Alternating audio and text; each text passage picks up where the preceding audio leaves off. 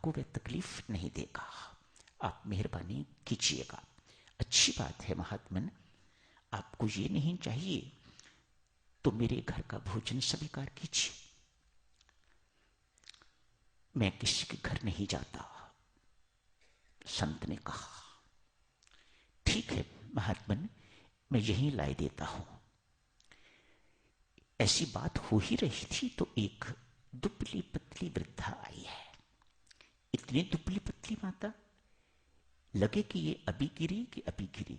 हड्डियां ही हड्डियां उसकी दिखाई दे रही हैं, ऊपर मांस नहीं है, सिर्फ चमड़ी हड्डियों के साथ चिपकी हुई है।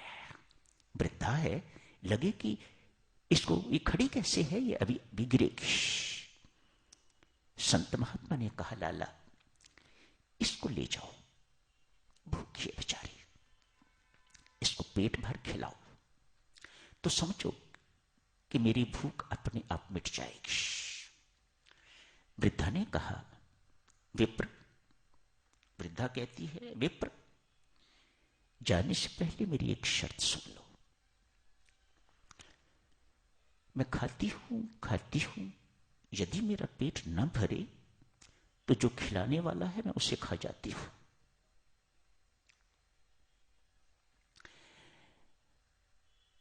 ब्राह्मण मुस्कुराए, हंसे, मानो उनको ऐसी उम्मीद है कि ऐसी नौबत नहीं आएगी।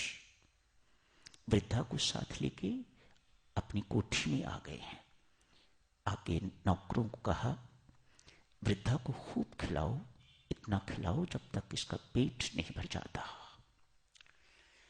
घर का जितना खाना बना हुआ था वृद्धा खाती जा रही है, खाती जा रही है, खाती जा रही है। आज जितना भी खाना बना हुआ था सारे का सारा खत्म हो गया। वृद्धा लपकी ब्राह्मण पर, मैंने तुम्हें कहा था मेरा पेट नहीं भरता, इसलिए मैं अब तुम्हें खाऊंगी।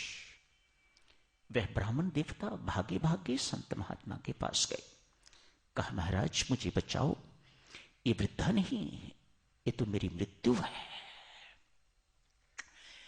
बैठो विप्र, बैठ के मेरे पास राम राम करो, कुछ नहीं कहेगी। संत महात्मा यहां समझाते हैं, ये तृष्णा है, इसका पेट कभी नहीं भरता।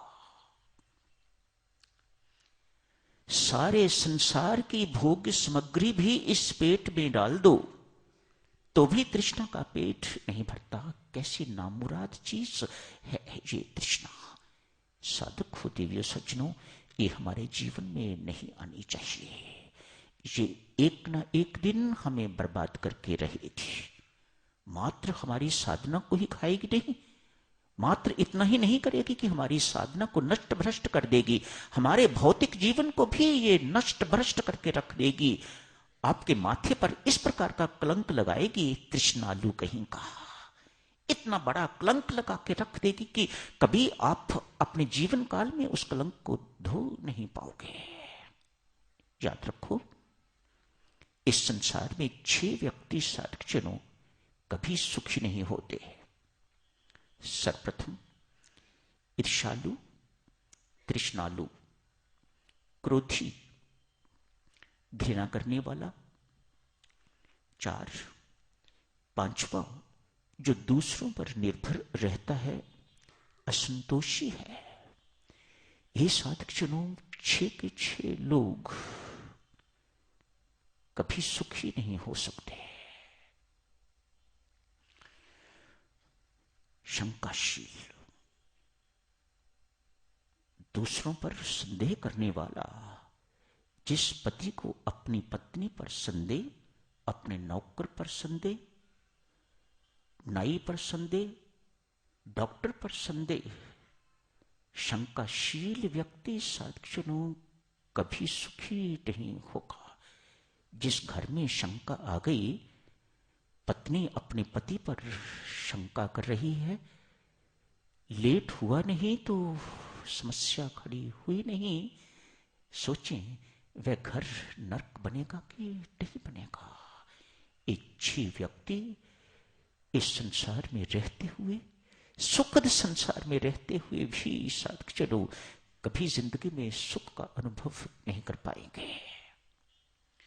क्या करें साधक चलो इस तृष्णा का? संत महात्मा एक सुझाव देते हैं, देवियों सज्जनों, इस तृष्णा का रुख परमात्मा की ओर मोड़ दो। काश देवी यही तृष्णा यदि नाम के उपासक के अंदर नाम की उपासना के लिए आ जाए, और जप और सिमरन और ध्यान और साधना, तो उसका जीवन बनेगा कि नहीं बनेगा, उसका जीवन सार्थक होगा कि नहीं होगा, उसका जीवन सफल होगा कि नहीं होगा। ये जितनी भी भौतिक चीजें हैं साधक जनों, इसके साथ आपका जीवन सफल नहीं होने वाला। आप बहुत बड़े डॉक्टर बन जाओ, बहुत बड़े डॉक्टर बन जाओ, बहुत एमिनेंट सर्जन बन जाओ, सब कुछ बन जाओ, बहुत बड़े चीफ जस्टिस बन जाओ, चीफ जस्टिस ऑफ इंडिया बन जाओ, ये सब लाइनें अलग हैं। ये सब की सब चीजें आपको मुक्ति देने के अधिकारी नहीं बनाती। मोक्ष प्राप्त करना चाहते हो, जन्म मरण का बंधन से छुटकारा पाना चाहते हो, तो आपको साधना ही करनी पड़ेगी। अपने दुर्गुणों को जो हमारे वश में नहीं है, बात क्यों इनके पीछे पड़े रहना, उसके पीछे पड़ो। वह साधना और करवाए, वह साधना और करवाए, वह नाम और जपवाए, वह ध्यान हमारा और लगाए, अच्छा लगाए, वह सिमरन हमारा 24 घंटों सपने में भी न बिसरे नाम, इस प्रकार की मांग उसके पीछे पड़ो, तो वह कल्याणकारी। समय हो गया है साधक जब अगले रविवार को तो नहीं, उससे अगले रविवार 20 को यह चर्चा जारी रखूंगा। एक दुर्जन सिंह नामक डाकू, कुख्यात डाकू, आज किसी कथा में बैठ के तो भगवान श्री कृष्ण का मां जसुमती कितने महंगे महंगे गहने उसे पहनाती है, करोड़ों रुपये उस वक्त की बात। कुख्यात डाकू सत्संग बैठा हुआ, इस एक बच्चे को यदि लूट लिया जाए तो जिंदगी में फिर मुझे कभी चोरी नहीं करनी पड़ेगी। अपनी तृष्णा का रुख, अपने लोभ का रुख परमात्मा की ओर मोड़ दिया।